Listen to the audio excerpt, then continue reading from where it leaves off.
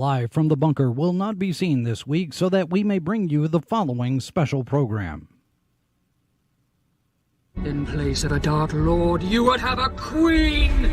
Not dark, but beautiful and terrible as the dawn! Treacherous as the sea!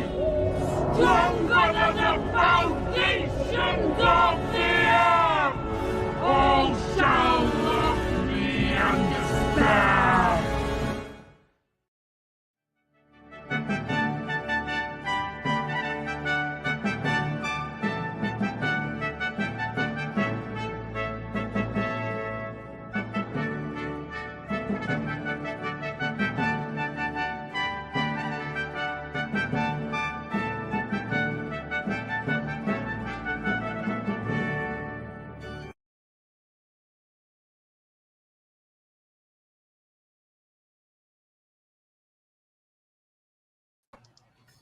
Hello, everyone. Maybe I need to update that opening sequence a little bit, change it up a bit.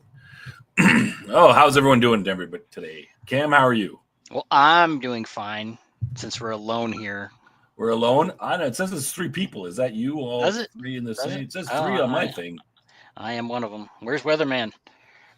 our loyal viewer, always here. It says there's 3. Oh no, it's down to 1. That must be. Oh you. boy, we just talking to ourselves. All right. Well, maybe we should blast on the socials. I mean, we didn't do any promo for this, so it's not surprising. But it might be fun just to hang out. I shared it on my Twitter. I'm sure hundreds of people will be coming in any moment. That's true.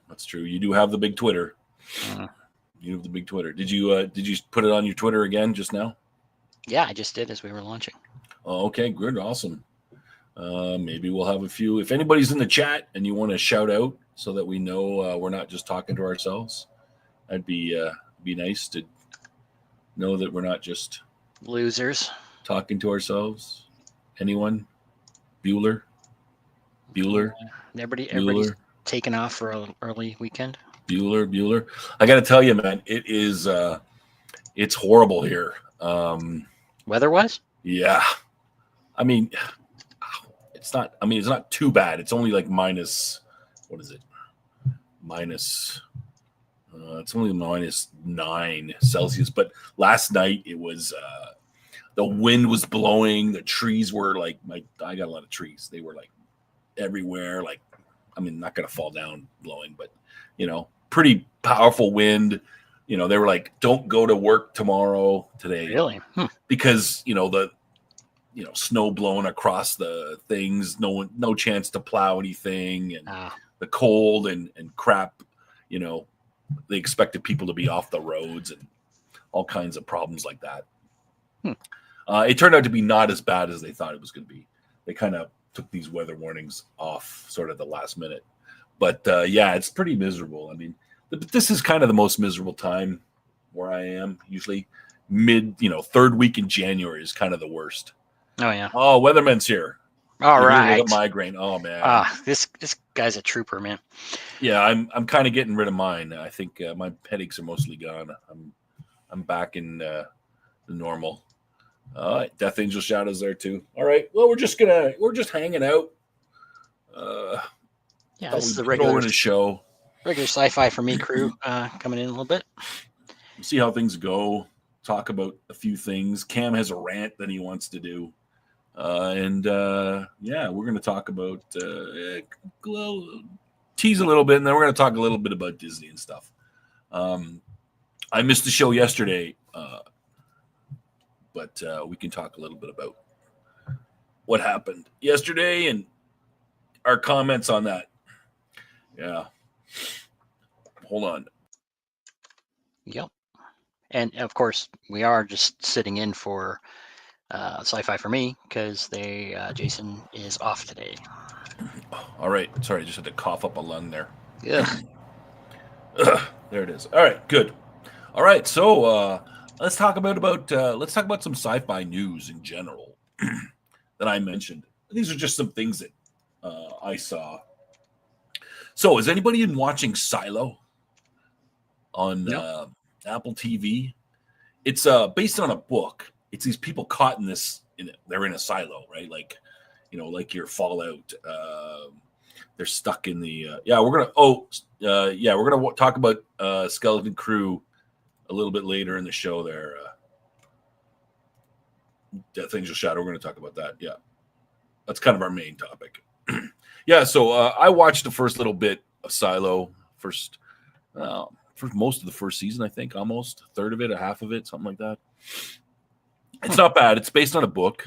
They're literally in it, like a missile silo. Yeah, well, it's you don't quite know what's going on, right?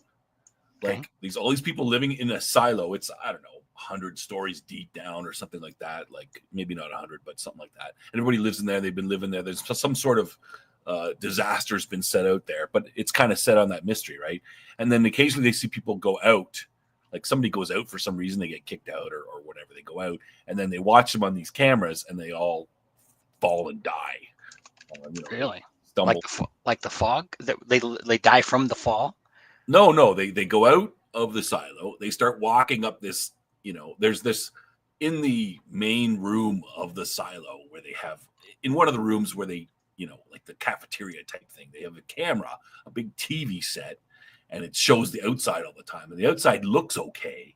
But people go out, they walk, and then, you see the people go walk, and then they stumble and fall, and it looks like they die there. And like, oh no, I guess it's not good out there. Sounds like it's radiation. not safe. Still radiation or something, right? But we don't really know what's going on, and there's a lot of suspicious crap going on. Do they give an indication that they're choking, or they can't breathe? No, they just sort of walk, and they get slower, and then they sort of fall down. You see them from the back, right? But it's kind of suspicious, right? Like, what the heck is going on? So, I mean, that's the idea is you don't know what's going on. And I haven't read the book or anything, so I don't know. So I was just going to mention that, the show's not too bad. Pretty good. They just, the second season's out, that they got okayed for a third and a fourth final season. So they're going to do 4 seasons and I think that's good. I don't like science fiction. I don't like shows in general that just go on forever. For something like Star Trek, sure, that's fine. But you should Star Trek works because it's, we're always going forward. We're always exploring. There's a new exploration, right? But for shows that have a set story to tell, you need to end it at some point, right? I appreciate the fact that which is why one of the reasons Babylon 5 was so excellent.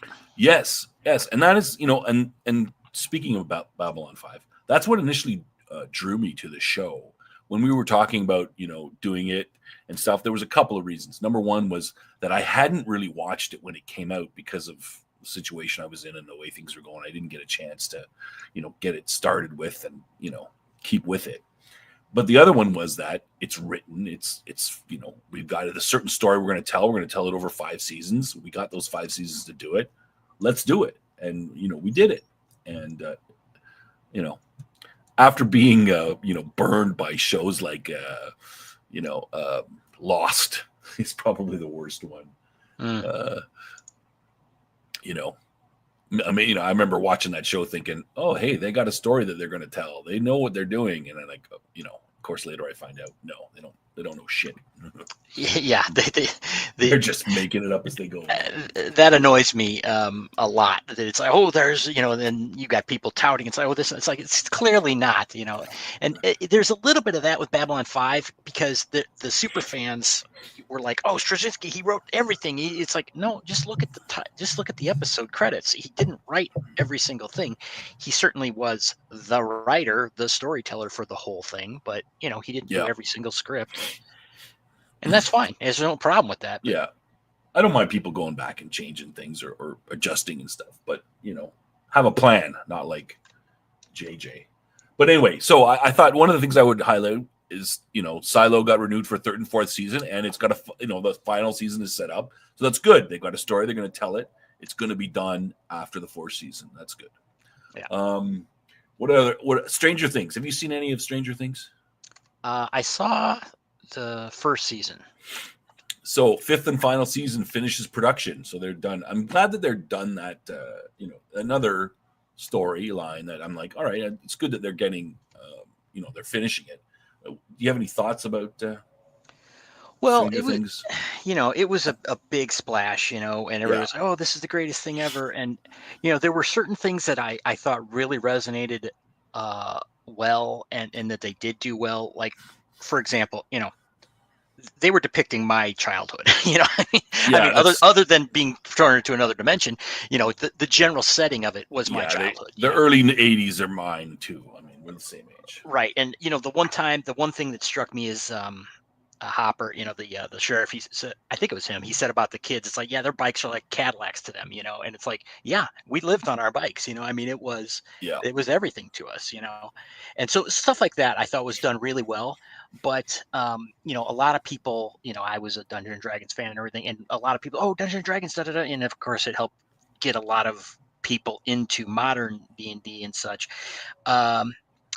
I don't think it was particularly well depicted, in there. I thought it, some people would argue with that, but I that's like, that's not how I did things, I mean, we could have a discussion on, the fall of Dungeons and Dragons and RPGs, and there's a group of people that say that, shows like Stranger Things and the other show, the YouTube show that those guys Critical Role destroyed.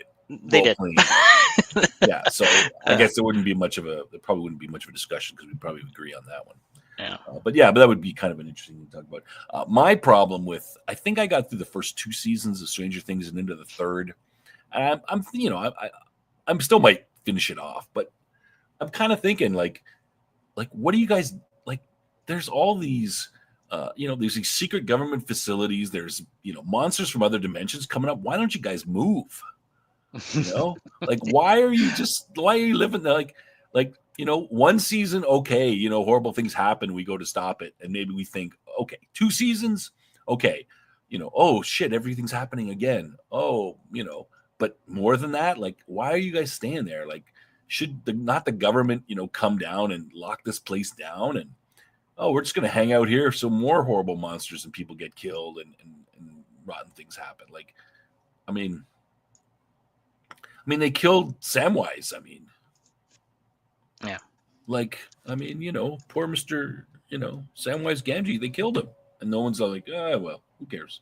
Yeah, I think it's probably it's not a good idea to hang around where there's a dimensional rift.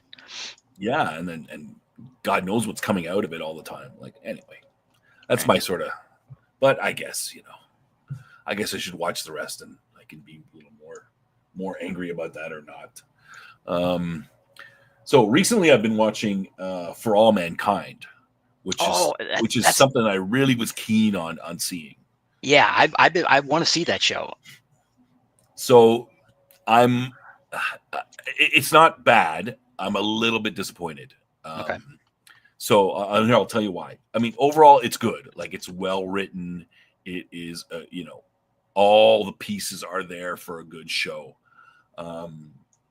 And it's got a great premise, right? That, the Russians get on the moon first and before the Americans. And therefore, the space race isn't won by America. And therefore that propels this, the space race into important, into an importance level.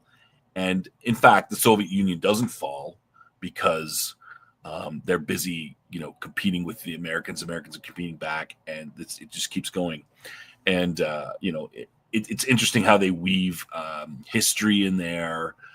For example, Reagan becomes president, but he becomes president in 1976 instead of 1980, before Carter. And I've only got to the end of the Reagan presidency. It's almost at the end. I think Carter might be elected next. I'm not sure what they're going to do. I don't know. But so there's kind of an interesting interweaving about, certain things going through there. And that's really well done. My only problem is that it's a little bit more focused. It's a character story, like most stories are. And it's more focused on the characters than I thought. I thought there would be a little bit more emphasis on the technology and history aspects, and there is a fair emphasis on it, but it's a little bit less than I personally would like. Mhm. Right? So it's becoming character stories, and I just finished, I think it's season 2, where the wife of Baldwin, who's kind of the main character, his wife, who's also a major character, she just had an affair with her best friend's son, who's like 20 and going to Annapolis and stuff. And I'm like, Baldwin, he's the best husband. He never cheated on her, didn't do nothing, and she's just gonna have a fling with this kid who she basically like raised this kid. This kid is almost like her own kid because so the main character Baldwin, his buddy Gordo, his wife Tracy. So they're kind of on the outs, and Gordo is like he's a little bit of a he's a typical what you'd expect from an astronaut type, the girls and all that stuff. But she's also a pilot, so she later becomes an astronaut. So when one of their kids is best friends with the Baldwin's kid, and they're growing up together, the same age, they're hanging out all the time, they're best friends. So while Tracy's off training, instead of doing the motherly thing like astronaut wives are supposed to do, she's off training. So her kid is over with Baldwin's wife Karen and her kid, and she's kind of raising the kid. And then their kid gets killed in a car accident. Spoiler alert. Their kid gets killed in a car accident later on, and like she's then 10 years later she's having an affair with this guy, with this kid. I'm like, that's really weird. I'm like, that may have just stepped over the line a bit too much for me. And I'm like, all right, this sounds like it's getting to be like a soap opera, but I don't really want to give up. I might keep going with it, but I'm a little bit disappointed about that because I'm like, you're gonna just go.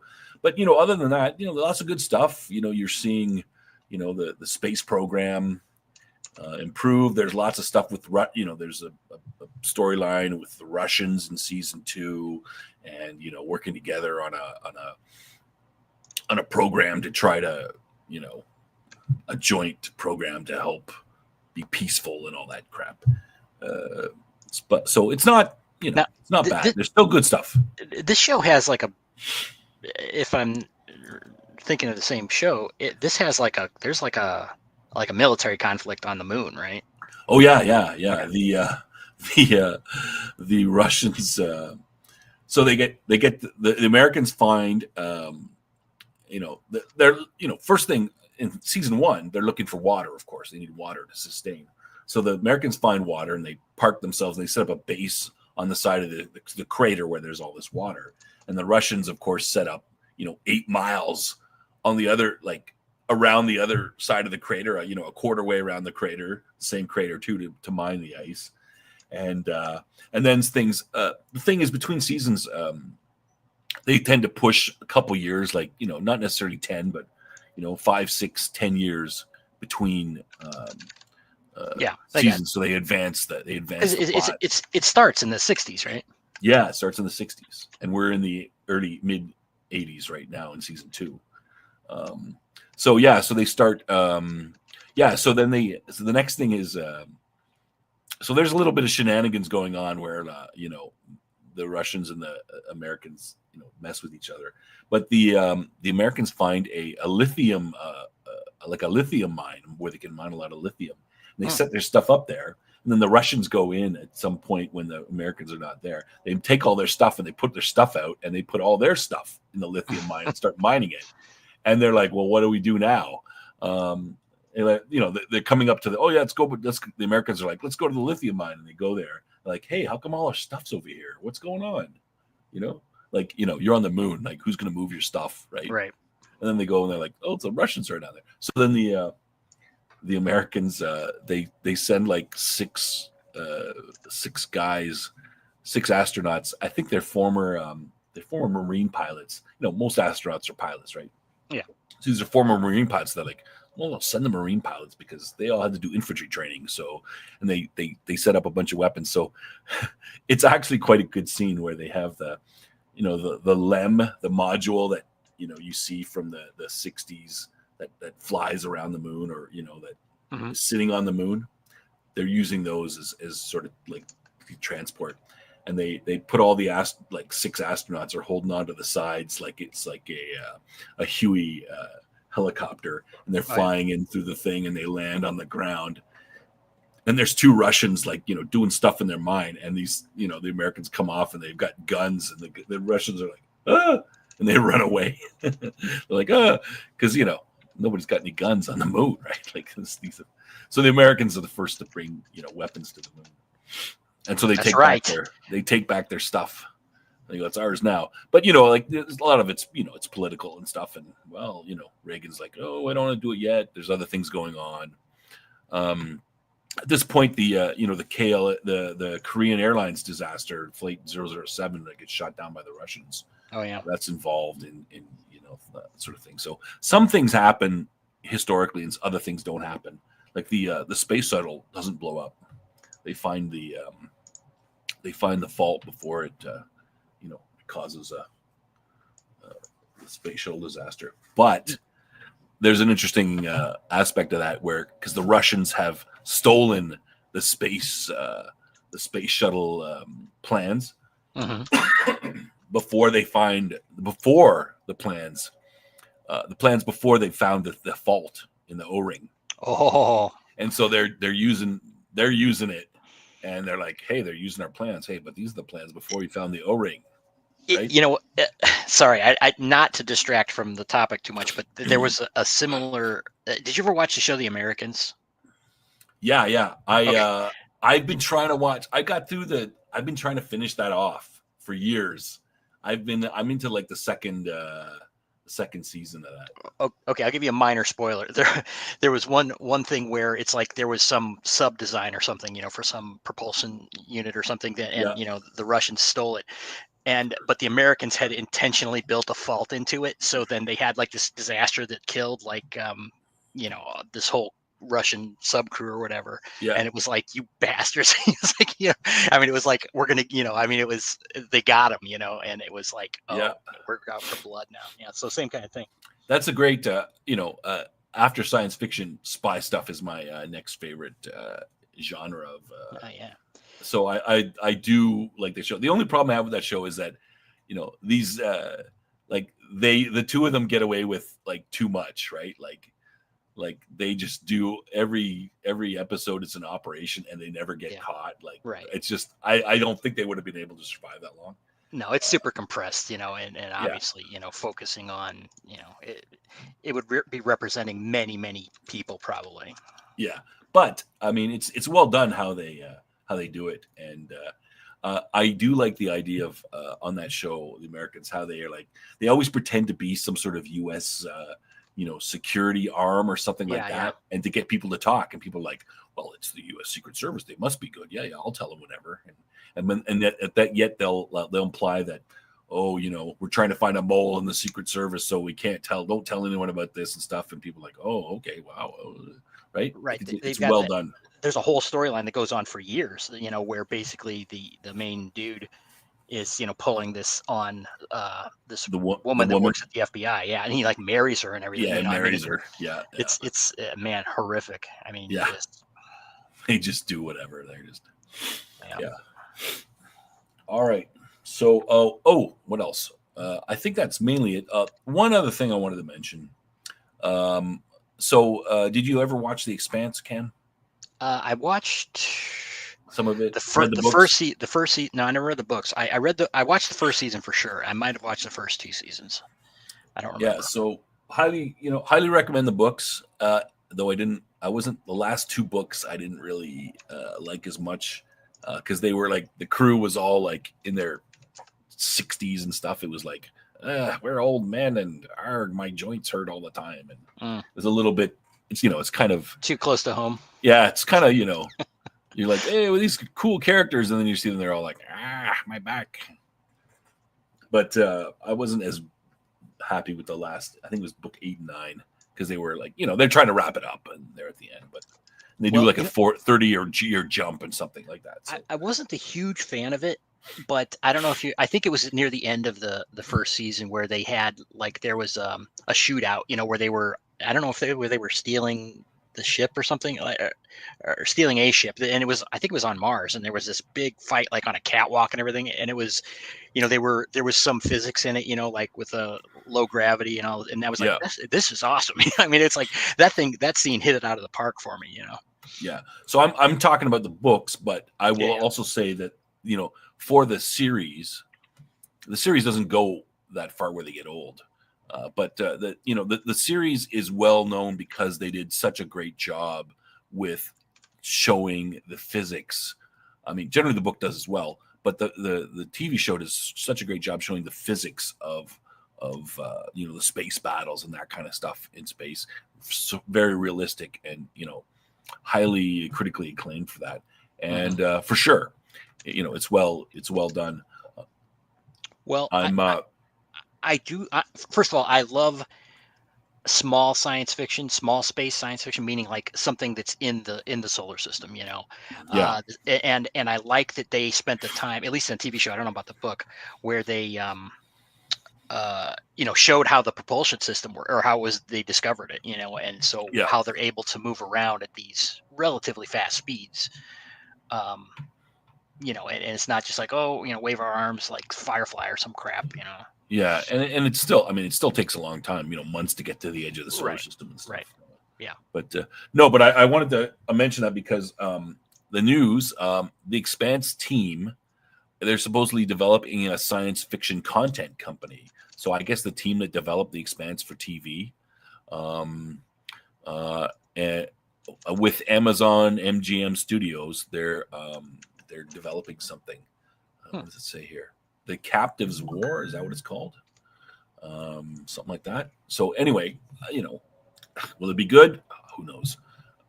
Something to maybe that people want to, be aware of and watch for, because it could be good. They did a good job with the television show. So, it's something set. Let me just read a little bit about it. The first project is The Captives War, an adaptation of the new sci-fi trilogy by James S.A. Corey, which launched in August. So I haven't read that one. So it's the same by the same guys. So I don't know if you know this, but James S.A. Corey is not anyone who exists. Oh, okay. It's there's like two guys who write all the Expanse novels, and this is the name that they take. Set in a distant future of galactic empires and alien civilizations, so quite a difference than before.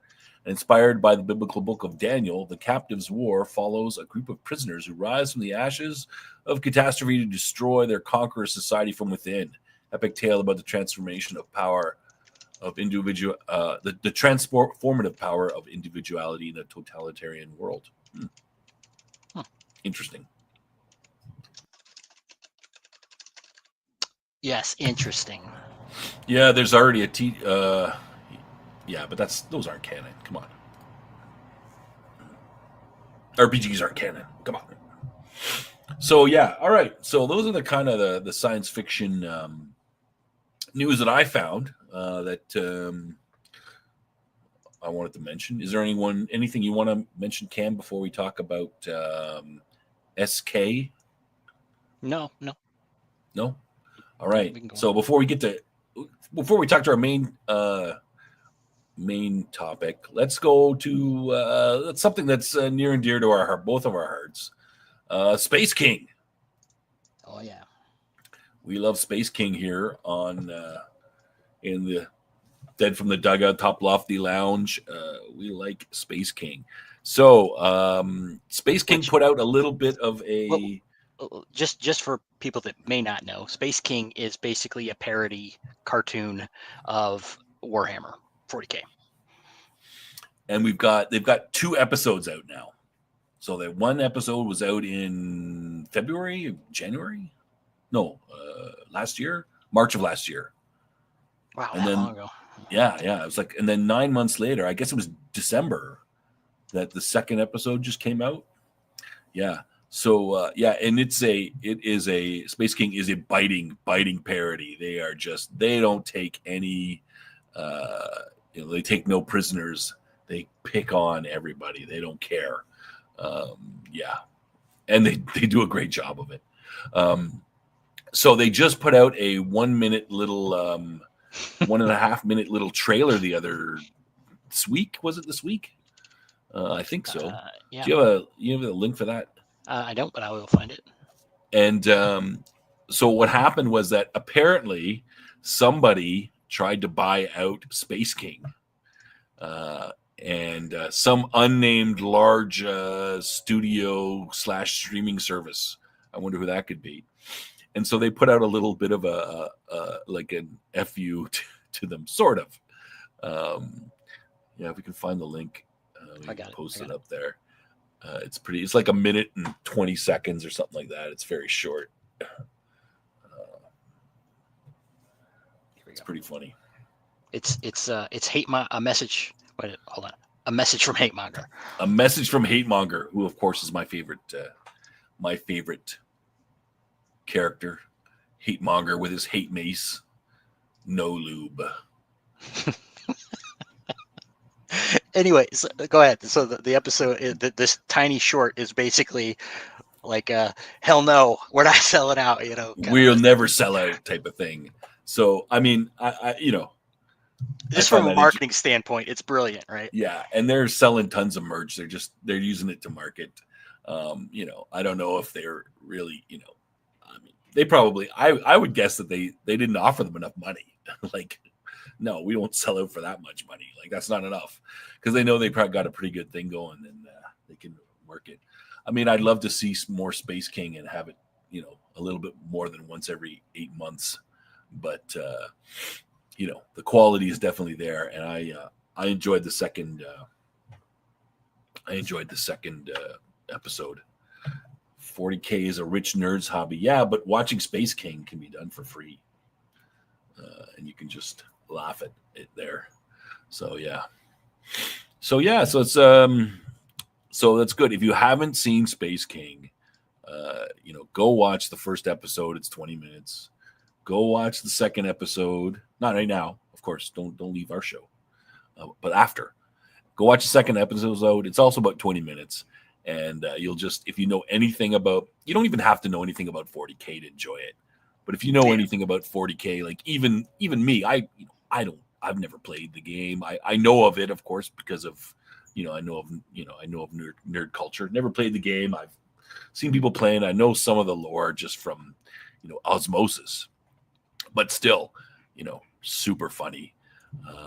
And I told you, Cam, the other day, I told you it was Peanut. It's Chestnut. His name is Chestnut. Chestnut, that's it. Yeah. It's not Peanut. It's Chestnut. Chestnut is the poor medic who has to get the globules from everybody. The holy globules. Yeah, holy globules. And you're right. In the second episode, they just, how many times I've held your in my hands. Like, they just go right to it. They just. It's very dirty, in many ways, but sometimes it is. It's perverse, but in all, direct towards humor, and cartoony humor, Yeah.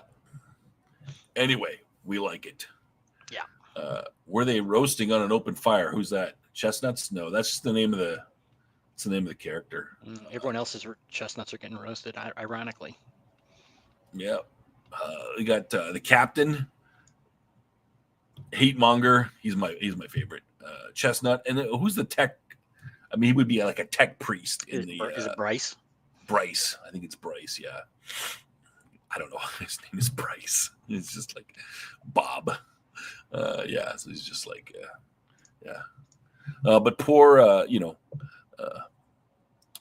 poor Chestnut. He gets kind of screwed over in this episode. I mean, it's kind of the episode's mainly about him. Yeah. Well, him and Hatemonger. Well, okay. They started the second episode. They're getting into the different factions. They're starting to look the Blood Angels are one of the factions, so that's what they're making fun of. Yeah, it's gonna. And again, once they start getting into the female stuff, coagulators. Yeah, It's gonna. Yeah. Be... So Cam and I are both looking forward to. If anybody knows anything about, Warhammer, I mean, it's a male power fantasy, to the extreme, right? There are no women really in in Warhammer, and all the Space Marines are at least genetically engineered, from birth. They're way bigger than normal humans. They're they're just built. They're built for war, and they can't do anything else. But lately in 40K, there's been this, there's not enough, just like everything in our society right now, there's not enough women, so they've been, going back and tinkering with the lore of it, changing it. Yeah. When you say tinkering, trampling is what is actually happening, by my understanding. Yeah, and again, I'm not that involved, but yeah, trampling, and they're changing it, and they want to put women in there, and I'm sure that they're, these guys, they obviously know more about Warhammer than the average person, and they're gonna at some point they're gonna take on the female aspect of it, I'm sure, and I'm sure they're gonna be equally as brutal. I mean, in the first episode, the first part of the first episode is they go down to this planet, and they're kidnapping all the boys to turn all little boys who are like 8 years old to turn them into Space Marines, and there's a scene, they grab the boys and they carry them up and turn them into, and then there's a scene where they're at the top of a volcano and they get this bag and it says little girls, and they're taking the girls and they're throwing it in the volcano. Like they pull out a girl and they throw it in the volcano because they're useless. Problematic. Right? Yeah, like that's quite problematic. So you can see how you can right off the bat they're like, I mean, well, that's what Warhammer is, right? Like they don't care about it, right? Yeah, I hate Mace Enema with no lube. Obviously, Weatherman has been watching. Oh, Weatherman, you went and you watched it. That's See, all right. I just watched it. I might die. Yeah, you just did it. That's only the 1 minute and 20-second little thing there. Yeah. So anyway, you can see why people like myself and Cam would enjoy that sort of problematic programming. But anyway. So yeah, follow Space King. They want you to buy their merch. Pretty funny. All right. So we want to get to our main topic of discussion. We want to talk about, and we should, and guys, we're I put it in the title there. What is it? Disney's Culture War. We'll see if this gets like the algorithm gets like 1 million views. So we'll see what happens. Oh, Michael's coming up here with knowledge. Yeah, they're not Space Marines, a human answer to high-speed assassin squads. Yeah, I know that they're. Yes, actually, women are in that universe. It's but it's like, oh, but we can't have everything. No, shut up. Too bad. Yeah, no, there are women. I was being a little. Well, there are women. Adeptus Sororitas. I've heard of them before too. That's what's going to make it hilarious with Space King, though, because they're going to get around to this. Yeah, but they're not Space Marines. They're human answer. Yeah, I didn't know what they were. I knew they exist, but they're a very, very minor part. They're not really that important. Like the vast majority is Space Marines. So yeah, I mean just yeah. Okay, so but we want to get to the main thing. Disney. And the Disney Culture War, and I've got certain, concerns about this. But I missed Jason's show yesterday. The second half of it. Do you want to summarize the discussion? You were on the show and you were discussing things. No. I was just in the chat. Oh, just in the chat. Sorry. Yeah. You want to summarize the discussion? Yeah. So Jason had Cameron Pasha on to discuss Skeleton Crew, which is the current Disney Plus show, Star Wars show. I haven't seen it at all. I've seen nothing about it. I don't know anything about it. I don't care anything about it, to be honest with you. So, my opinion is that people can like what they like. It's not my business and everything. But there were a few things in the discussion, and Cameron happened to. I posted in the chat. Let me go back for a second. they both like the show. It's by, and I'm not disputing what they're saying. Like I said, I haven't seen it, but they're like, yeah, it's a fun adventure, kind of geared towards kids. The kids are the main characters in it, and it's, in their opinion, getting back to the spirit of adventure and everything that Star Wars fans would probably like, and I don't doubt that or dispute that. Yeah, and I don't either, and I think that's a good thing. I've always said that I think Disney, Star Wars, now that we are, where we are, it's been 40, 50 years almost of Star Wars. What Disney should be doing with Star Wars is they should be making 3 types of Star Wars shows. They should be making a kids show. They should be making an occasional adult show, which would be like your Andor, right? Your spy, that kind of whatever it is, but that's obviously not for kids. And then they should be making a general program. And the majority of their stuff should be general programming that everyone can enjoy, just like Star Wars, the original stuff, right? All the movies are for a general audience. That's what they should be doing.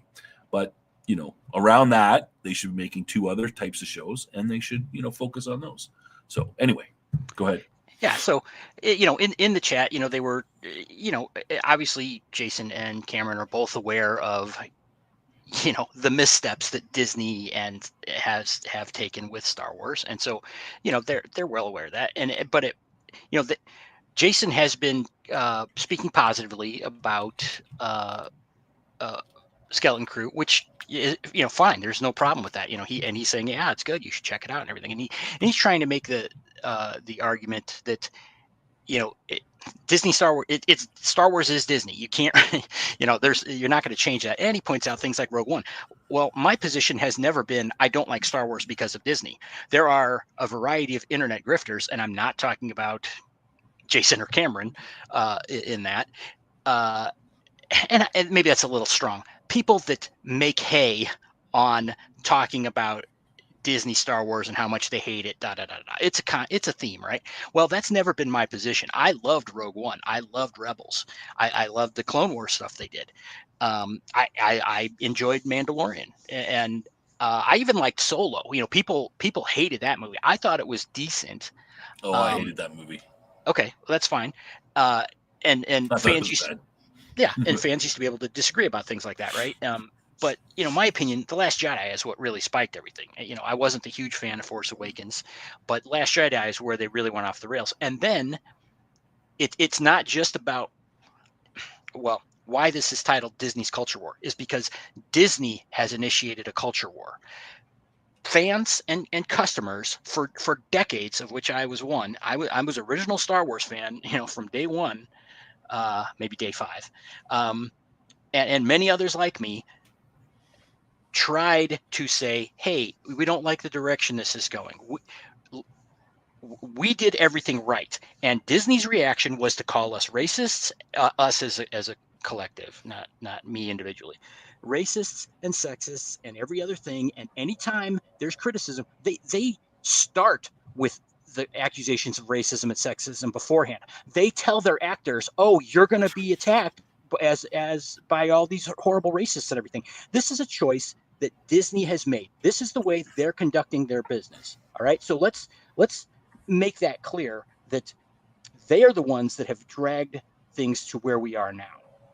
And before we go, like, can we even acknowledge that, like, that is just, can you imagine before, 5 to 10 years ago, can you imagine ever attacking your fans like that? Right. Or anybody, especially by Disney known for customer service, right? Yeah. I mean, anyone would say, oh, okay, well, let's put out our product. And if our product doesn't sell, we'll say that the people who buy our product are, this, that, and the other, or stupid, or something's wrong with them. Like, can you imagine any business 10 years ago thinking, hey, this is a winning strategy? Like, our whole society it's been upended. Imagine ever coming up with that idea. Oh, well, if nobody buys my product, nobody watches Dead from the Dugout. Well, you're all racists, damn it. Yeah, not you people in the chat. You guys are all good, but everybody else, they're all racist. And that's literally what they've done.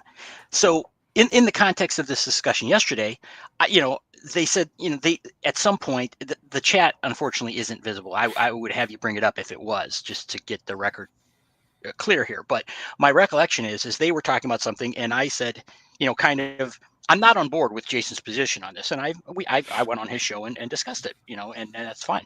And nothing I'm saying here is against Jason or Cameron. That we have different views on things, and that's fine. And this played out in a minor way on the show between the chat. Cameron was engaging in the chat a little bit, and I said, hey, Disney calls fans racist. And again, I can't quote this, unfortunately, I can't show you, but his response was something like, well, Jon Favreau didn't call you racist, so you're not supporting him. And, I responded, I said, well, my money, when I support them, it goes to Disney, not Jon Favreau. Now, I understand he gets paid by Disney and everything. And, and so he didn't didn't agree with me, let's say that way.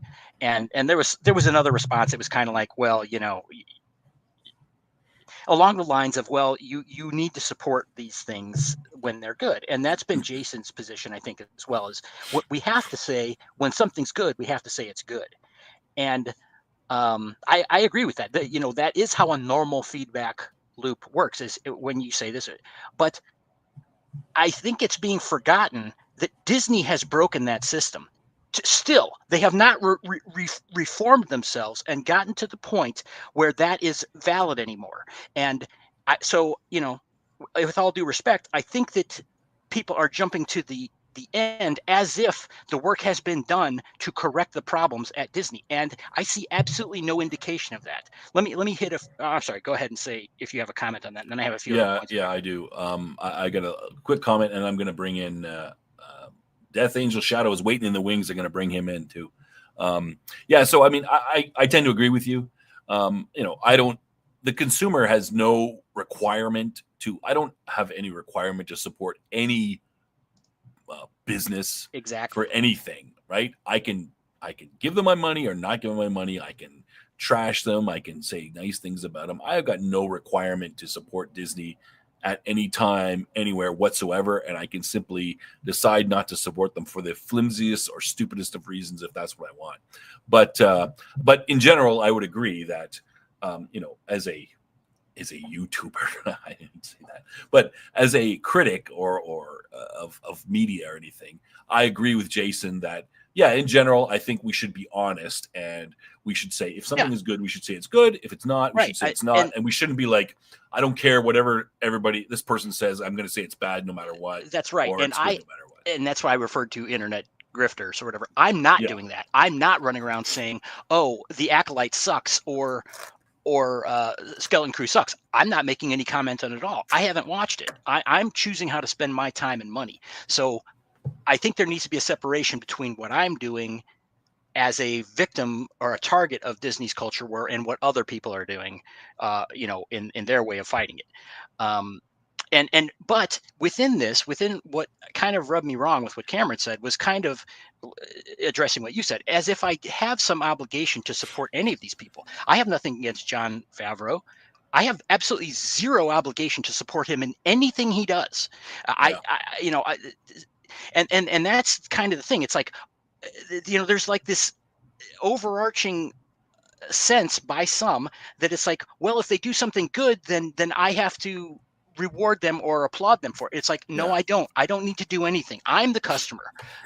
They owe me. They need to come to me in the terms that I dictate for myself. Now, do I expect them to do that? No, but and anyone else can have any criteria they want. If any other person says, oh, they did this and Disney has pleased them and they want to go back and support it, that's their business. I'm not going to tell them not to. Yeah, it's like a fan has now become like you've joined a political party, and no matter what your political party does, whether it be Republican or Democrat, you got to say it's good even if it's not. And this is shit, I don't agree with. Yeah. I've been through this with things like Comicsgate as well, where it's like the mainstream comic industry has produced crap. Fans of it have tried to say, we don't want this, we want whatever, and they said F you. Literally, they were talking about Dan Slott on Sci-Fi for Me yesterday too. Dan Slott literally told customers to F off. because they didn't like something they were doing, and they've continued to do this for years. Not only that, Disney has engaged other attacks instead of just attacking customers, for having an opinion they don't like. They've openly stated they have people they are interjecting their political views and sexual views into material for children. They have openly said they're doing this. They've openly attacked Gina Carano, who did nothing wrong. I understand that was under Bob Chapek when that occurred. But Bob Iger hasn't rectified that. They haven't gone back on any of these things and said, we're sorry, we're wrong, we're going to change this. All they've done is produce something that isn't complete steaming garbage. And if that's enough for person X to go back to them, more power to you. That's fine. That's not my position. They have inflicted a culture war on me, and I'm not going to give up and surrender because they produce one show that I might enjoy. Okay? So, I'm getting pissed off about this because I'm not just a little. I'm not pissed off at Jason or Cameron. That's not who this is directed at. It's directed at Disney, who deserves punishment. I want that company to burn to the ground for what they've done. And I don't care if they completely collapse. I would be perfectly satisfied with that. And just producing something that's acceptable is not enough for me. That's, again, my personal position. And I just want to make that clear, that's where I stand and why. It's not, I'm making some bank off of criticizing Skeleton Crew or something. And nobody implied that. Obviously I don't have a channel. Yeah, that was okay. That was the main rant that was supposed to be a couple minutes from now, but that's okay. So I wanted to bring in Death Angel Shadow. You have actually seen Skeleton Crew. Maybe you can give us a little bit about Skeleton Crew, and also comment on anything that Cam has said or we've said in the past. So have either? So I take it Cam has not watched it. No, neither have I. I haven't seen any of it. I do get the comparisons to Goonies. Yeah, it's very much, you got a group of 4 kids, that are all in that age group, like the Goonies were. And, one of them's kind of a, show off. The eldest, I guess, is the girl. I can't remember their names. I didn't write their names. I didn't do a 4-page dissertation on them like I did. It's okay. Not required. But basically, the boy and his buddy, who's Elephant Boy, what people call him, I compare him to. He's basically one of the aliens that looks like an alien. Yeah. The one boy is getting into trouble all the time, and he misses the transport bus to school, so he decides to take his speeder bike out, and then he winds up going over a cliff. He's trying to take a shortcut through the woods that he's seen other slightly older kids take all the time, but he misses and he stops short of the little canyon in the woods there, and winds up coming down and finds a something buried down there, like a little a door, and he can't figure out how to open it, but he finally gets out, gets caught by the robot cops, which are throughout the series, on their homeworld of Aten. And of course, he's in trouble because he was supposed to take his assessment test that determines where your life is going to put you, and what hole you're going to be, or what hole you're going to be stuck in for the rest of your life on this planet. Right. So and then of course he's in trouble with his dad and blah blah blah. So so everything you said, I mean, this is not a show that I would particularly be, attracted to personally, because it sounds like the Goonies in space. But I have no trouble. It is very much so, but it's not done bad. It's not done poorly. It definitely is. I always get so angry when I hear people say, "Oh," even Lucas, when you say, "Oh, well, Star Wars was designed for 10-year-old kids." No, it was not. No. it was designed for general audiences. Yeah. This is designed for like the 10-year-old Right. kid. And I that's don't have fine. and I don't have any problem with that. Like I said earlier, I think Disney should be making, like if I was running Disney, like I said, I'd make most of my stuff for general audiences. A small slice of that would be for adult audiences because I have Andor. 50 Andor, people who grew up 50 years with it, but I also need to bring in new people, so I do some kids shows, which they've done. Sure. They've done lots of kids shows, right? Yeah. And so this sounds like something that I might want to watch with my kids. Oh right? yeah, definitely. So I'm like, it's so that nothing wrong with it. and it's not overly woke. You do have and I forget what race they are. The ones that are like kind of almost cyborg like. That's the one of the girls is one of those. She's got like the little digital visor, and she's got the little thing that pops out in the back of her head that and you see that in an episode. They have to make a fuse, which okay. We'll just say it's Star Wars universe galaxy magic that they're melting wires and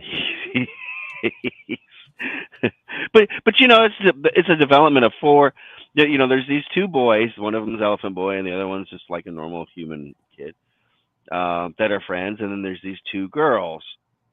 And in each case, you've got the boy and the girl. The human boy is kind of like, he's the very outgoing one, and Elephant Boy is kind of like the, oh no, we might get in trouble. My mom won't like that. Like that kind. So I think somebody compared him to Chunk, and from Goonies, and yeah, he is kind of like that. But and then you've got girl boss, but she's deliberately trying to be a girl boss. It's not like she just is, and she sure as hell is not a Mary Sue. Well, kids are like that anyway, right? Like, right. There's always an alpha that kind of takes up. It doesn't matter in one of their factions. Quick interjection here. The girl boss accusation has been way overdone. Not every female character is a girl boss. I had this discussion about Roar the Rohirrim and other things. That's a tired accusation in many cases. Trope, yeah. Well, and like I said, in this particular case, her character is trying to be the boss. Yeah. She declares herself the captain. Okay, at some point, let's put it that way. And then she realizes, but she actually has that humanity type of moment where she realizes that she might have cut off more than she can chew, or is in over her head, and so she had. It's not like she's just Mary Ray Sue and can instantly knows how to use the Force and all kinds of stuff, and like Harry Potter, Hermione is a girl boss, right? Sorry, not a girl boss. Much. That's a good point.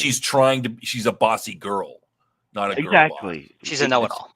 Yeah, and it's just a know-it-all. Yeah, a know-it-all. Oh yeah. It's just kids are trying to feel out and find out how they, interact with each other and what they're going to be. So some of them orders in the world.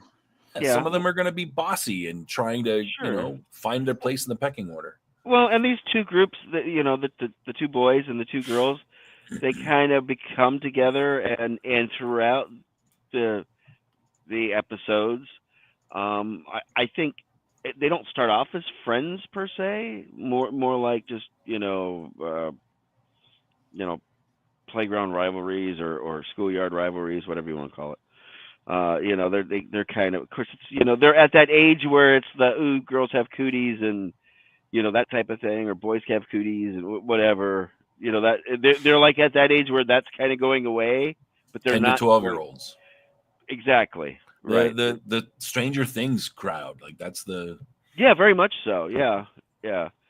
So as the show progresses, they go through. They wind up. Well, of course, Cyborg Girl figures out how to access the. They find a port, and just like you see R2 doing, well, she's able to connect a wire from back here over to there, and she's able to access, and and then she's like, I think I got it, and she opens the door. And it turns out they go in and they start exploring in this cave, and it's of course the boy is like, doe-eyed, and he's like, it's a secret Jedi temple. It has to be, Of course, there's a scene where you see him, early on, where he's playing, with action figures and stuff like that, like, I'm a Jedi and I'm going to cut your head off, and that type of thing. It's like, it's cute. So it's cute. Yeah. So overall, we don't need to go into the whole show. Plot. We don't want to do the whole thing. Generally speaking, how would you rate it? I think it's cute. I think it's good for kids that are young. I watched it. I watched a couple episodes at a time. I didn't watch it every Wednesday. I wasn't sitting there with bated breath waiting for the episode to drop at 2 a.m. or whatever. I'm like, oh, hey, there might be a couple episodes out now. I think I'll watch both of them. That's kind of the way. But for kids, it's good. And for adults, it's not bad. It doesn't it's meant to be watched with your kid. Oh yeah, it's definitely. Yeah. It's definitely. It's definitely kid friendly, and it's around the kids. It's focused. The focus is the kids and their wild adventure, and the adults weren't made out to be too goofy. There's a couple of things, like the one boy's, the human boy's dad is kind of a nerd, but he gets his moment, and right. And girl boss, her mom is, and they all work, and nobody knows what they're doing. I could spoil the plot, but I'm not gonna bother. I mean, okay, we got the. Yeah, I think everybody gets the idea.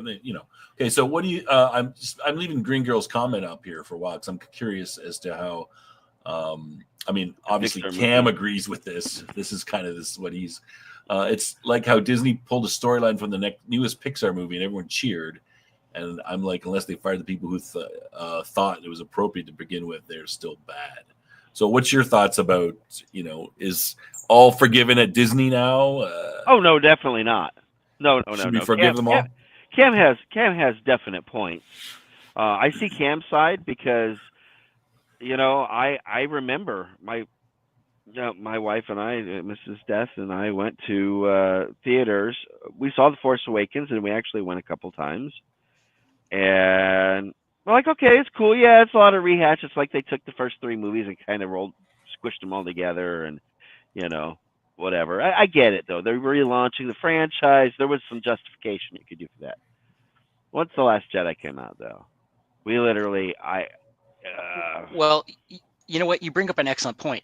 It's not the problem isn't that Disney's making Star Wars. I saw The Force Awakens too. I was like, well, I had some hopes for it, right? Right. I was willing to go to the next step.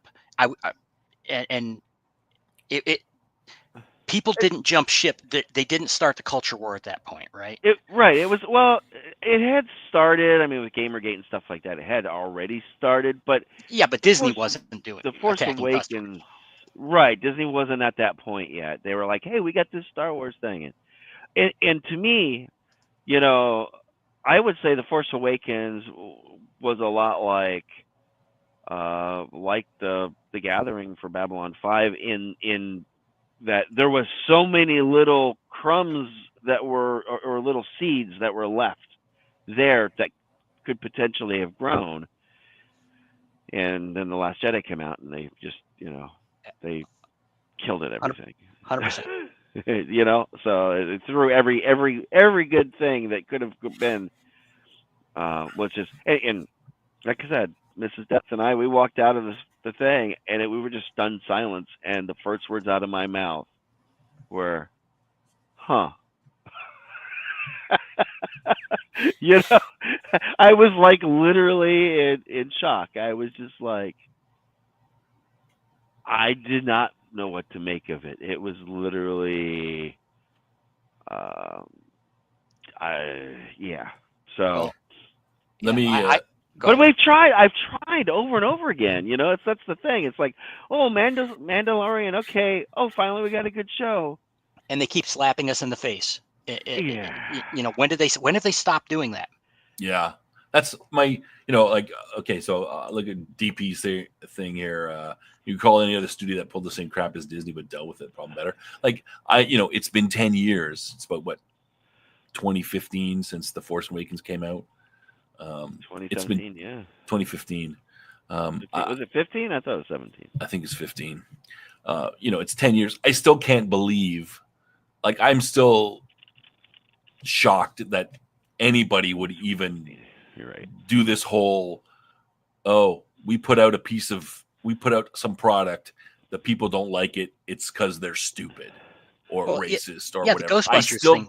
I still cannot get over that. Like, it's been 10 years and I still can't understand that, why anyone would even allow that to be anything and look at it and not go, I mean, that's not how you treat your customers. Like, what the hell became the norm. Well, Ghostbusters 2016 did that. Yeah. Yeah, I mean, that was like, oh no, oh hell no. Well, okay. I couldn't believe anybody even entertained that.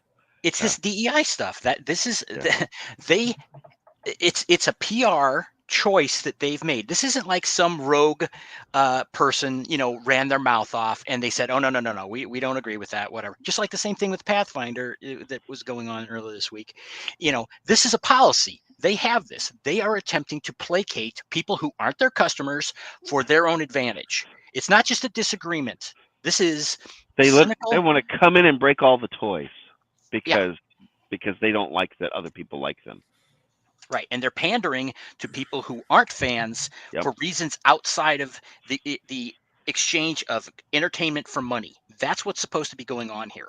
They're the ones that broke that contract with the customer. Yeah, and I agree. I agree with that. I mean, I think I've complained about that a lot. I've compared them. It's like nerd culture got invaded by locusts. And they literally came in and destroyed everything that we liked.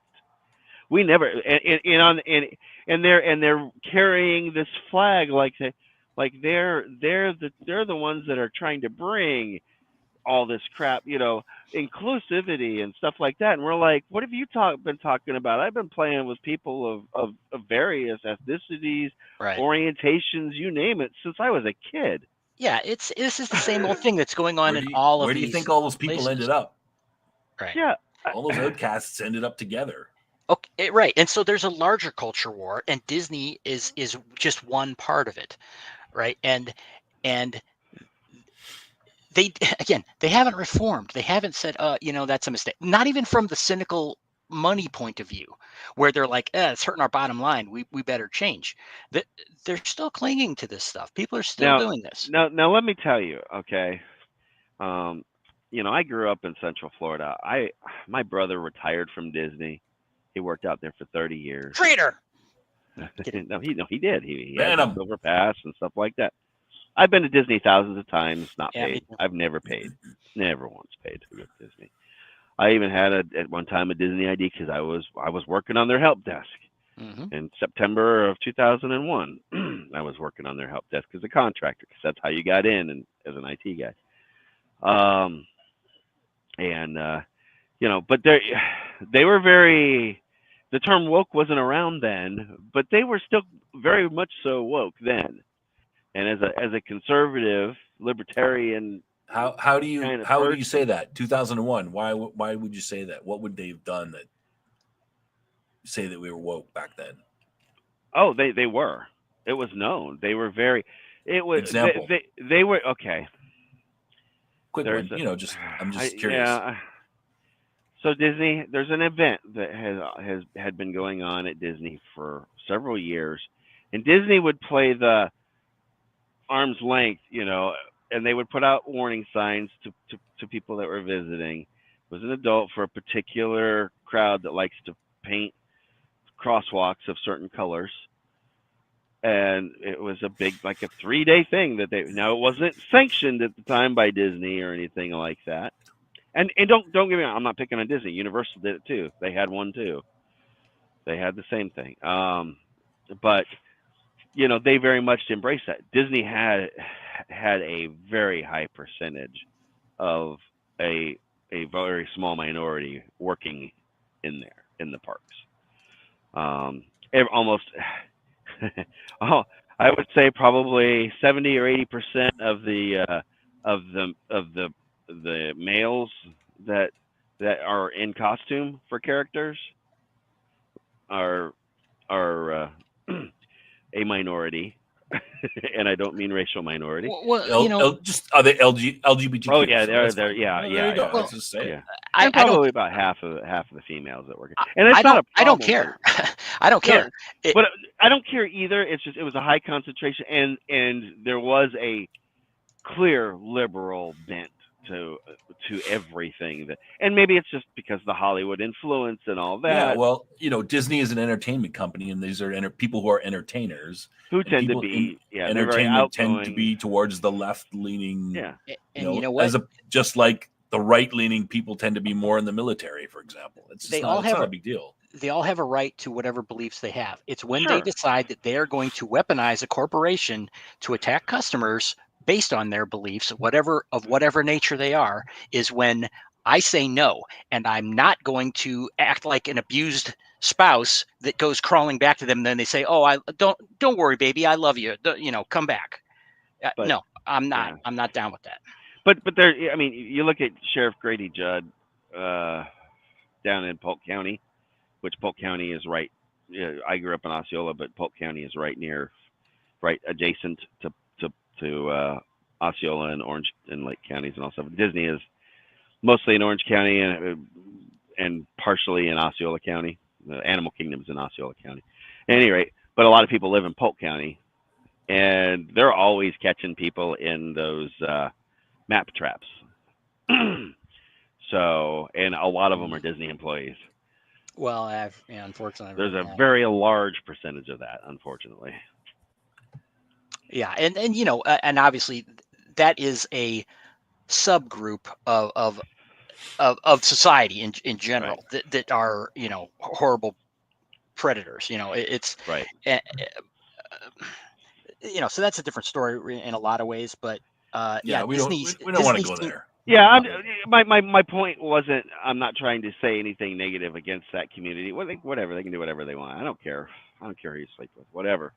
But when you start pushing an agenda into. And there have been some pretty disturbing people that work at it. Again, you guys probably saw these videos, that came out where they're like, "Oh yes, we're doing." It's like, no, these people are predators. Disney employs predators who are targeting children to inflict various lies on them, and if not lies, then their social agenda. And it's like, okay, those predators slipped into the crowd, or they slipped into the the gates, infiltrated. if you will. They've infiltrated. Through that group, as part of that group, and then worked their way up into the ranks, and now they're trying to, push it out. And it should be noted, there are predators in every group, every group, across every strata of society. A certain amount of psychopathic predators exist. Oh yeah. But I'm not seeing, they seem to be making a push against with these corporations from a certain angle, and that's not to say they are the only bad people that exist, but their particular message is the one that's being carried. I mean, I saw it at Universal too. I mean, I worked was an actual team member at Universal for several years, and I saw, you know what it's like. They were pushing the green agenda, and green is universal, and this is universal, and that's universal, and it's all these woke talking points. Like I said, they didn't call it woke then. Right. Well, you know what it is though? It's corporate pandering. This is all about money in the end. It's more cynical. It's someone that has an actual belief. It's like I really believe in protecting the environment. Hey, I can respect that. Whether I agree with the things that they want or don't want is a different story. It's when it's a corporate ploy to squeeze money out of some bank somewhere that they'll say, yeah, I'll say anything. Screw that. Yeah, and maybe a board does that, but then, like I said, when people infiltrate, with their agendas, and again, I don't want to be just picking on that one group, because you've got the environmentalists, the extremists that have infiltrated. You've got all manner of various what we now call woke ideologies. People of all their various things have all pushed their way up and now are in positions of power. And I think that's what we started reaching in 2016 was that point where these people, these various factions had worked their way through the system up into. Yeah, and the principle of this wouldn't be different if it was someone who had a political view that I happen to agree with that was attacking customers. Same story. That's still not acceptable. Whether I agree with them or not, whatever the focus isn't the point. It's that you don't attack customers. This Satanic is Panic. Unacceptable. Remember the Satanic Panic? Imagine if that crowd had same thing. And that's what I'm afraid of. That's the one thing I'm afraid of. I fought that culture war too, right? Yeah, and I'm sure you did as well. Yeah. So I'm a metalhead. I'm a gamer. Right. We've been here before. Yes, and we don't want it. We wanted that pendulum to be back towards the middle, so everybody had a place at the table. And we don't want it to swing the other way too far either. It is though. You see, I just happened to see something on Twitter. You now have this, for lack of a better word, Puritan, angle coming at video games. Before we had all these leftists that are doing that. Well, now it's suddenly people on the right that are saying the same thing that the woke crowd was saying, about it. It's like, no, I'm not on board with that. The woke crowd's trying to make the characters look ugly. You have an example of that, Cam?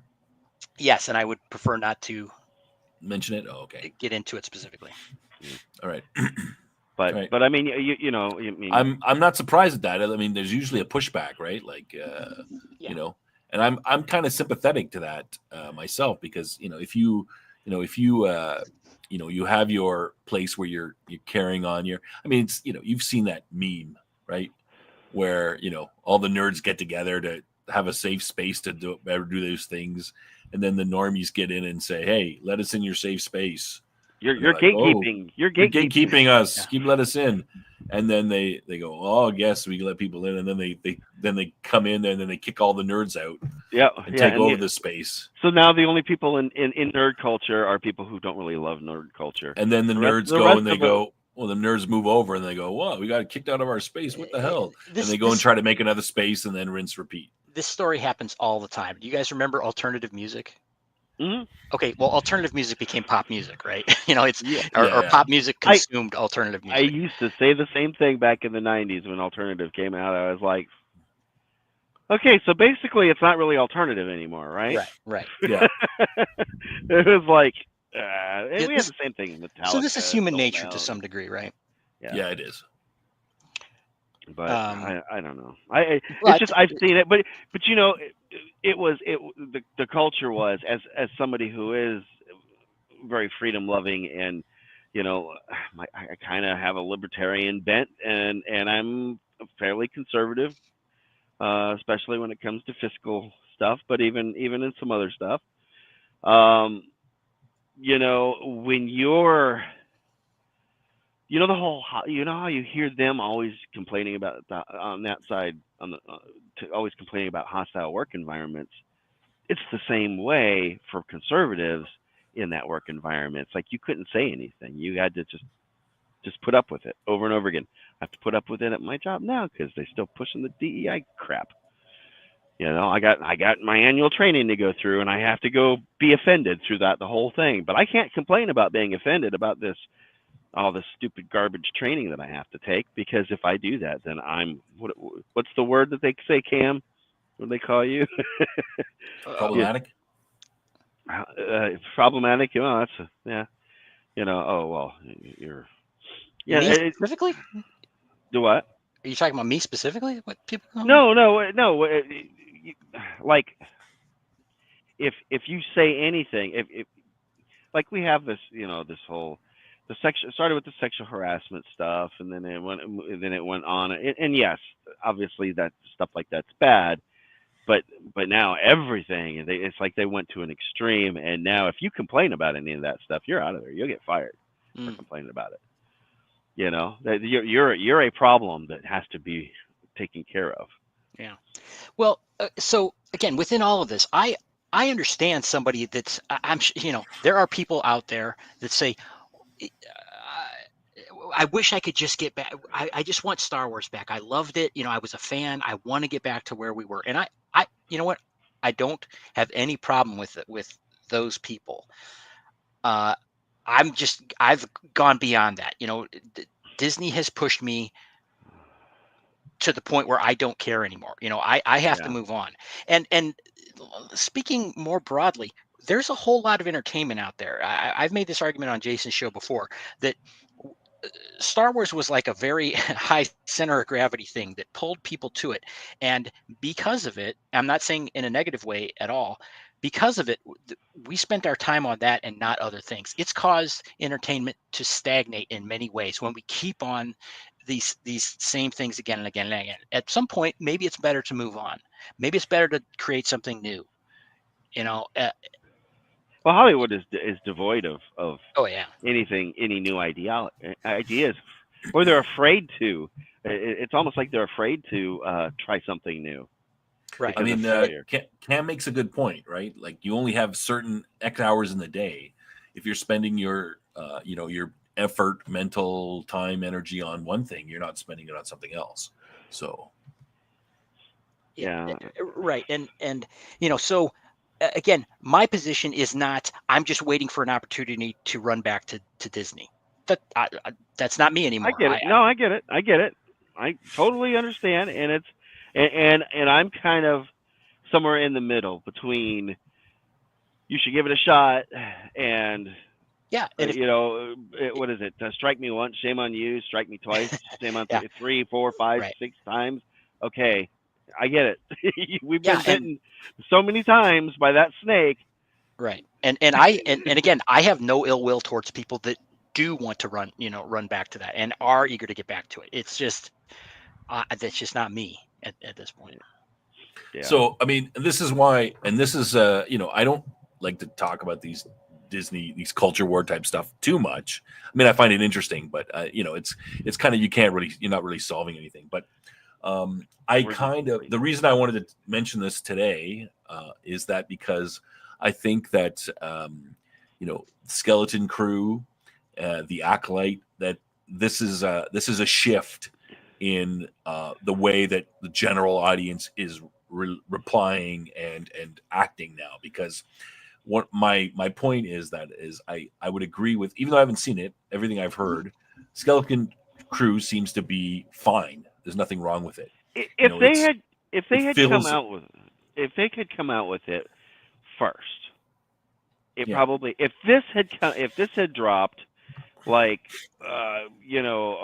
around the time, instead of I don't know, what around the time when Force Awakens or before or some, if it had come out early on, if this was like their first thing after the Force Awakens, it probably wouldn't have been that bad of a thing. Yeah, my point being is that we've come so far that now, and Disney has put out so many things that are not good, that even when they put out something that's, I mean, not the greatest thing since sliced bread, maybe but it's good, it's okay, it's watchable. Yeah, it's too late. It's friendly. Right? It's family friendly. Got less watchers than the Acolyte, and the Acolyte sounds like diminishing returns. Yeah, it's I haven't watched the Acolyte either, but the stuff I've seen about it just looks horrible. That's why I didn't watch the Acolyte. We've come so far that they've destroyed the chance to recover, because people like, hey, look, we did something good, and people are like, I don't care anymore. I don't care if it's good. And it's like the Bad Batch. I liked the Bad Batch. I watched the whole Bad Batch. I know not everybody liked it, but it was good. It wasn't too particularly, it was in the same kind of vein as this, it was kind of a spin-off from Clone Wars and stuff like that. But the Bad Batch wasn't bad. But then you have, everybody can be a Jedi, and it's like, no, everybody can't be a Jedi. Yeah. It's like they ruined the whole. They ruined everything that made it good, and now it's just like, why bother? We know how it's going to end. They're not going to fix it. Yep. All right. So I think we're nearing the end of our show. Any last minute points? Death Angel Shadow, Cam? I think I've probably made myself pretty clear. your rant. Yeah, you need a rant alert. Little some sort of yeah, spinning, a little Was I spiking the needle on? You were spiking it a little. I was like, damn. I'm let sorry. You talk. No, I'm sorry to everyone who. Dude, you're as passionate as I am on it. I think, like I said, well, I'm a little more not balanced. as passionate as Cam. I mean, maybe he's a little more passionate, but is there anybody who's as passionate as Cam? Come on. No, and but I get how he feels. I totally get it, and I feel very similar. But I'm the nice guy, okay? I'm the one who can't say no. I'm the one who's like, oh, okay, I'll go ahead. I'm the one who gets talked into working on Christmas Day. That guy. I'm that guy. So I gotcha. Yeah, and one last thing. Again, none of my ire was directed at Jason or Cameron. We're on the same side. I love Cameron. You just disagree that we should give them we shouldn't just give Disney a chance. I'm just saying that it's not all forgiven, and I'm not even telling anybody what to do. They're all welcome to do whatever they want. I'm just making clear what my position is because of what Disney has done. You're apathetic at this point.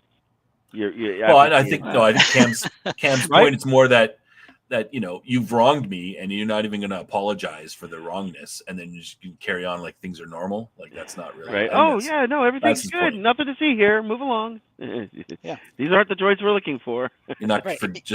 I'm just forgetting, right? Without consequences, behavior will repeat. They haven't had enough consequences, as far as I'm concerned.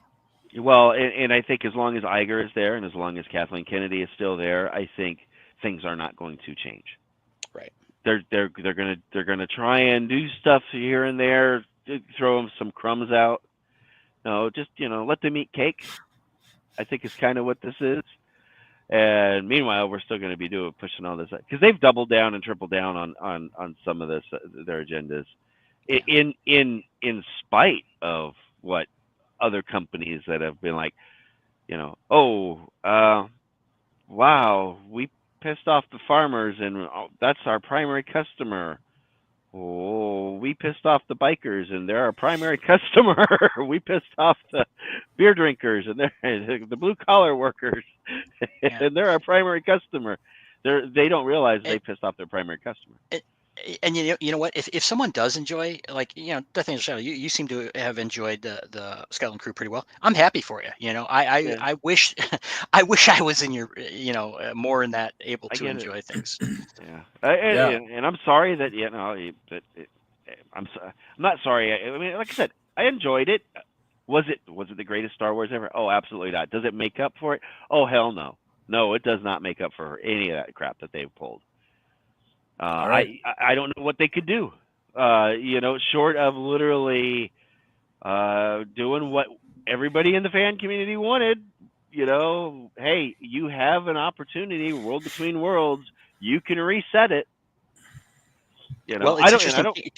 Cameron did mention yesterday, I forget if it was a chat or I think it was in the chat. He said he still believes that they're going to get rid of that the sequel stuff. Yeah, I'm skeptical about that, but I think they have to. And honestly, I've been thinking for a while that I wouldn't have a problem with it recasting the main character. I wouldn't either. And jumping in. You got Billy Lord, right? She could definitely play Leia, or you could find somebody else to play Leia, and I think that would be fun. They've recast James Bond how many times? It's not a big deal. And we'd love to have some of those stories of the three of them doing stuff around the galaxy. What happened after the end of Return of the Jedi?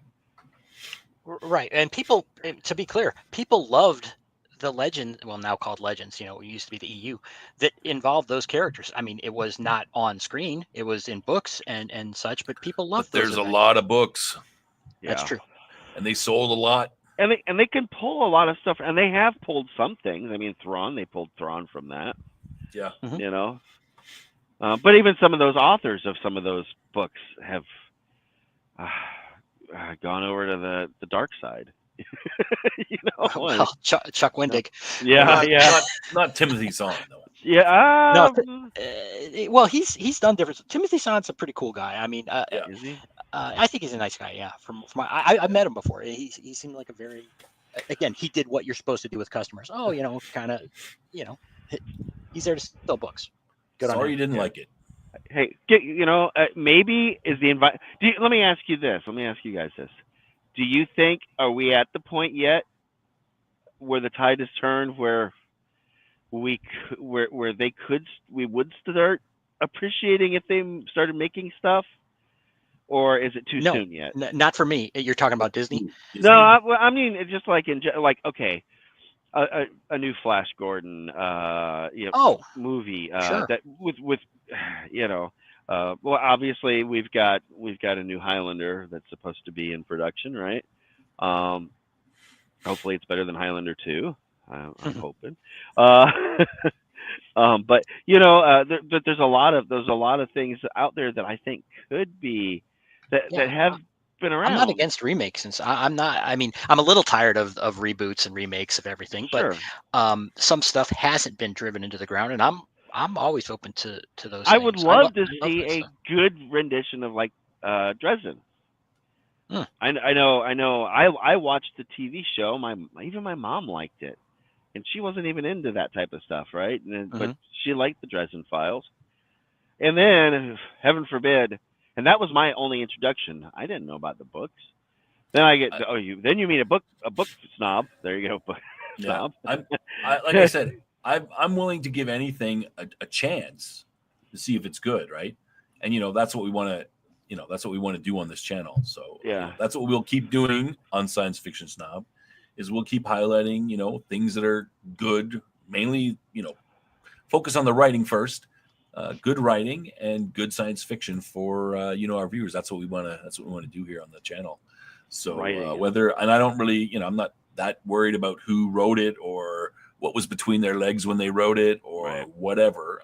If it's good, it's good. If it's entertaining, and if it isn't, it isn't. So if you're going to put a message in it, that's fine. Put a message, but let the people come to their own conclusions about that message. Like, don't force people to. As it's we've like talked, you're writing to a message instead of and trying to preach instead of put it out as food for thought.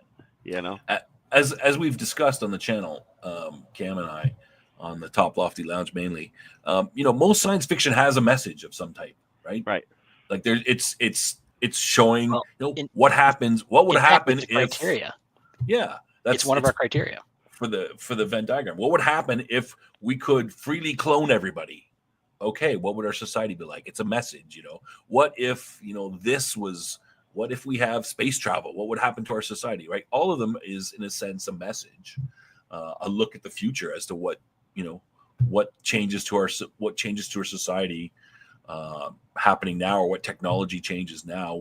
How would that change our society or humans or whatever, right? Yeah. So and be cognizant of the fact that people may come up to different conclusions than what you intended when you write something. And it's not, but the key difference is that a good science fiction writer, puts out the changes and then uses, their thoughts to what that changes might end up being like, and doesn't, say this is bad and this is good. They just put it out there for you to examine, and you can decide if it's bad or good or not. Maybe they've had too many people in the writers' rooms. You got to wonder if wasn't there at one point like 16 people in a writer's room or something like that in some of these projects? And they just had a huge strike over that. Yeah, and and it's like, and what Straczynski did like basically everything by himself. So well, we just talked about that. Is no, he didn't, but the overall Right. It wasn't everybody throwing. He had a vision. Yeah, he governed the whole story. Right. And that's what That's what Disney you needs need. to do with their the group that Filoni was in charge of, or is in charge of, or who knows, because they've been, you can't keep up with who's what now. Even then, it's a group, and that's probably the first mistake they made, right? Yeah. There's too many cooks in the kitchen. You know, you need to have a chef, and then you have a few cooks under the chef. But if you fill a kitchen full of people that are trying to do stuff that don't know what they're doing, you've got a mess. Yeah. All right, we're trying to end the show. All right, Okay. end it. All right, so I'm hungry. So yeah, so just remember, like as I mentioned, anybody who's new to the channel, that's what we're trying to do on Science Fiction Snob, is always let you know about new or old science fiction media that you might not know about that is good, and we want you to push you towards the things that are good, and to save you from bad science fiction. Okay. There was an earlier question, Michael, very beginning of the show. Are we ready for annexation? Oh, next show, I guess we'll have to get into. We can do all politics next show, and we can talk about now politics. I'm just joking. We're probably not gonna talk about that The stuff. 51st state. Yeah, we're probably not gonna talk about it. Yeah. All right. Any last minute, and I really mean it this time, last minute points? Any promos anybody wants to do? Thanks I for I think watch the show on Sunday. I think I had a blast. That was fun. I got more homework to do, and hopefully not as in depth. Definitely, I think Jason is streaming tomorrow. Is he? Or is it? I don't know. Oh no, Saturday. Well, Sunday, Saturday. Next week. Yeah, Top Lofty Lounge on Sunday at 11 Eastern, Yep. and next Wednesday at 11 Eastern, Babylon 5 Episode 2. Right, and we don't Yeah. have our topic yet for Sunday, but we will get one, and it will be awesome, Yeah. as it always is. Well, that's cool. right. I look forward to seeing you guys on Sunday night, and look forward to hopefully joining you guys on Wednesday. So All right, Thanks for hopefully coming my voice will be back to its beautiful, rich tone by your then. deep dulcet tones That's right. of Sci-Fi Snob. All right, thanks everybody for watching. Like and subscribe. We appreciate all that, and we will see you next time. Thanks for coming out.